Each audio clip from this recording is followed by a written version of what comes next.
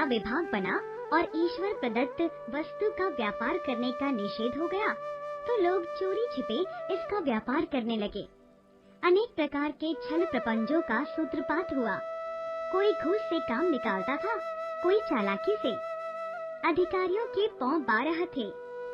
पटवारी गिरी का सर्व सम्मानित पद छोड़ छोड़कर लोग इस विभाग में नौकरी पाना चाहते थे। मुंशी वंशीधर भी रोजगार की खोज में निकले। उनके पिता एक अनुभवी पुरुष थे। समझाने लगे, बेटा, घर की दुर्दशा देख रहे हो, ऋण के बोझ से दबे हुए हैं। मैं कगार पर का वृक्ष हो रहा हूँ, न मालूम कब गिर पड़ूं। अब तुम ही घर के मालिक मुख्तार हो। नौकरी में ओहदे की ओर ध्यान मत देना। ऐसा काम ढूंढना जहाँ कुछ ऊपरी आय हो। मासिक वेतन तो पूर्णमासी का चांद है, जो एक दिन दिखाई देता है और घटते घटते लुप्त हो जाता है। ऊपरी आय बहता हुआ स्रोत है, जिससे सदैव प्यास बुझती है। वेतन मनुष्य देता है, इसी से उसमें वृद्धि नहीं होती। ऊपरी आमदनी ईश्वर देता है, इसी से उसकी बरकत होती है। तुम स्वयं विद्वान हो, तुम्हें क्या समझाऊं? इस उपदेश के बाद पिताजी ने आशीर्वाद दिया। वंशीधर आज्ञाकारी पुत्र थे। ये बातें ध्यान से सुनी और घर से चल पड़े। अच्छे शगुन से चले थे। जाते ही जाते नमक विभाग के दरोगा पद पर प्रतिष्ठित हो गए। वेतन अच्छा था और ऊपरी आय का तो ठिकाना ही न था। वृद्ध मुंशी जी को सुख संवाद मिला तो फूले न समाये। जाड़े के दिन थे और रात का समय। नमक के सिपाही चौकीदार नशे में मस्त थे। मुंशी वंशीधर को यहाँ आए अभी 6 महीने से अधिक न हुए थे, लेकिन इस थोड़े समय में ही उन्होंने अपनी कार्य कुशलता और उत्तम आचरण से अफसरों को मोहित कर लिया था। अफसर लोग उन पर बहुत विश्वास करने लगे। नमक के दफ्तर से 1 मील पूर्व की ओर जमुना बहती थी। उस पर नावों का एक पुल बना हुआ था। दरोगा जी किवाड़ बंद किए मीठी नींद में सो रहे थे। अचानक आँख खुली तो नदी के प्रवाह की जगह गाड़ियों की गड़गड़ाहट तथा मल्लाहों का कोलाहल सुनाई दिया। उठ बैठे। इतनी रात गए गाड़ियाँ क्यों नदी के पार जाती है? अवश्य कुछ न कुछ गोलमाल है। तर्क ने भ्रम को पुष्ट किया। वर्दी पहनी, तमंचा जेब में रखा और बात की बात में घोड़ा बढ़ाए हुए पुल पर आ पहुँचे। गाड़ियों की एक लंबी कतार पुल के पार जाती देखी। डांट कर पूछा, किसकी गाड़ियाँ हैं? थोड़ी देर तक सन्नाटा रहा। आदमियों में कुछ कानाफूसी हुई। तब आगे वाले ने कहा, पंडित आलोपी दीन की। कौन पंडित आलोपी दीन? दातागंज के। मुंशी वंशीधर चौंके। पंडित आलोपी दीन इस इलाके के सबसे प्रतिष्ठित जमींदार थे। लाखों रुपए का लेन देन करते थे। इधर छोटे से बड़े कौन ऐसे थे जो उनके ऋणी न हो। व्यापार भी बड़ा लंबा चौड़ा था। मुंशी जी ने पूछा, गाड़ियाँ कहाँ जाएंगी? उत्तर मिला, कानपुर। लेकिन इस प्रश्न पर कि इसमें क्या है, सन्नाटा छा गया। दरोगा साहब का संदेह और भी बढ़ा। वे जोर से बोले, क्या गूंगे हो गए हो? हम पूछते हैं इसमें क्या लदा है? जब इस बात का भी कोई उत्तर न मिला तो उन्होंने घोड़े को एक गाड़ी से सटाकर बोरे को टटोला। भ्रम दूर हो गया। ये नमक के ढेले थे। पंडित आलोपी दीन अपने सजीले रथ पर सवार कुछ सोते कुछ जागते चले आ रहे थे। अचानक कई गाड़ीवानों ने घबराए हुए आकर जगाया और बोले, महाराज, दरोगा ने गाड़ियाँ रोक दी हैं और घाट पर खड़े आपको बुलाते हैं। पंडित आलोपी दीन का लक्ष्मी जी पर अखंड विश्वास था। वे कहा करते थे कि संसार का तो कहना ही क्या, स्वर्ग में भी लक्ष्मी का ही राज्य है। उनका यह कहना यथार्थ ही था।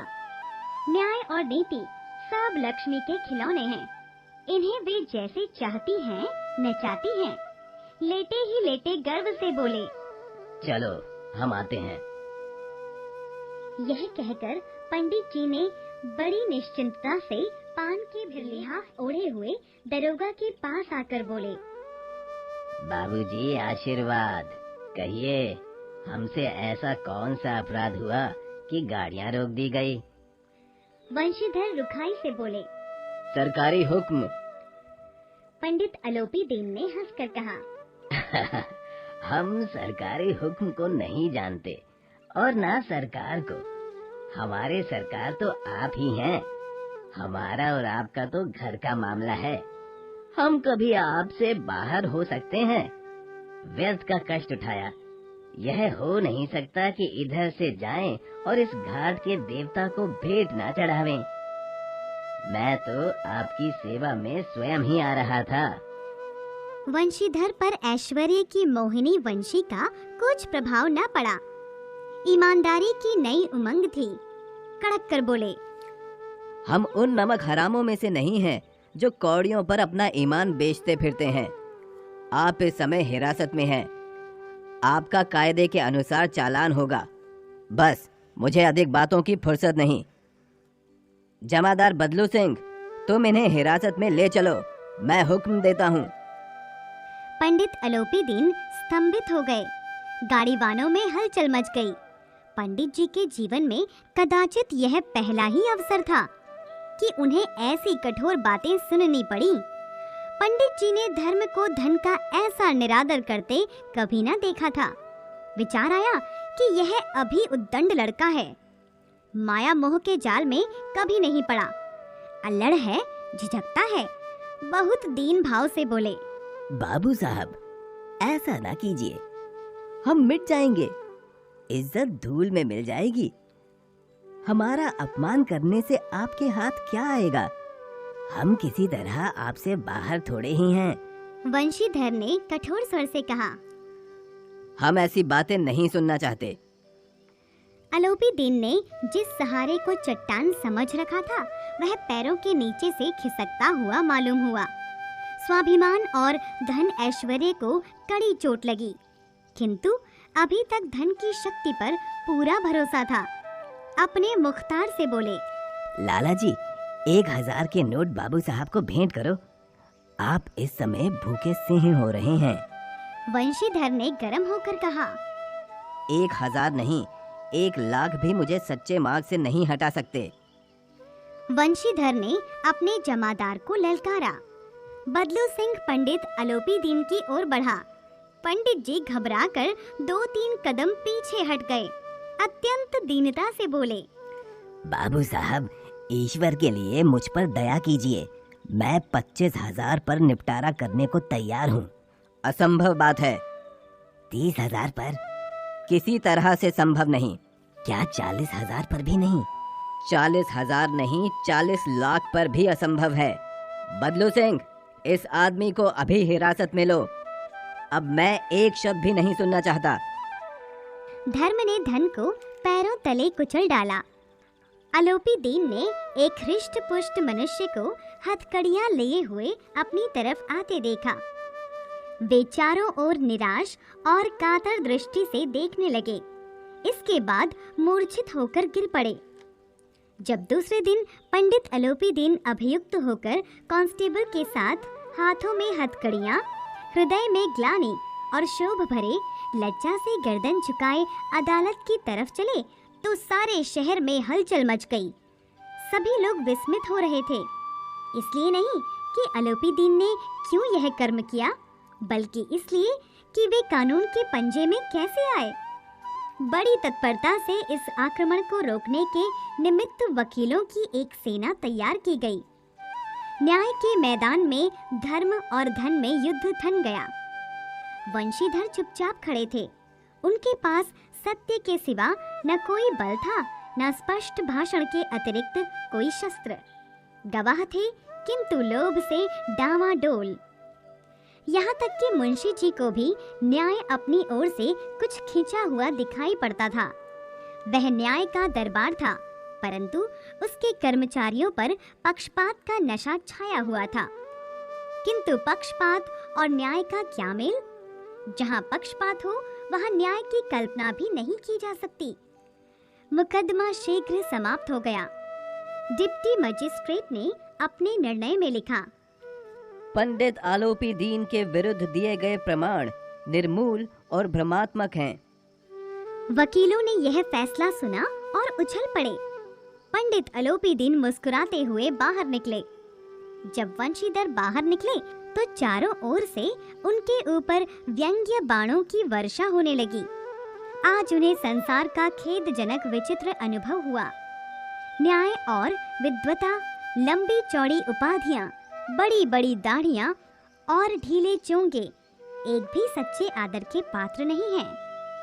वंशीधर ने धन से बैर मोल लिया था, उसका मूल्य चुकाना अनिवार्य था। कठिनाई से 1 सप्ताह बीता होगा कि मुअत्तली का नोटिस आ पहुंचा। कार्यपरायणता का दंड मिला। बेचारे टूटे हृदय, दुख और खेद से व्याकुल घर को चले। बूढ़े मुंशी जी तो पहले से ही कुड़बुड़ा रहे थे कि चलते चलते इस लड़के को समझाया था, लेकिन इसने एक न सुनी। जब मुंशी वंशीधर घर पहुँचे और बूढ़े पिताजी ने समाचार सुना तो सिर पीट लिया। बोले, जी चाहता है कि तुम्हारा और अपना सिर फोड़ लूं। बहुत देर तक पछता पछता कर हाथ मलते रहे।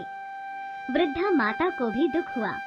पत्नी ने तो कई दिन तक सीधे मुंह से बात ही नहीं की। 1 सप्ताह बीत गया। संध्या का समय था। बूढ़े मुंशी जी बैठे राम नाम की माला जप रहे थे।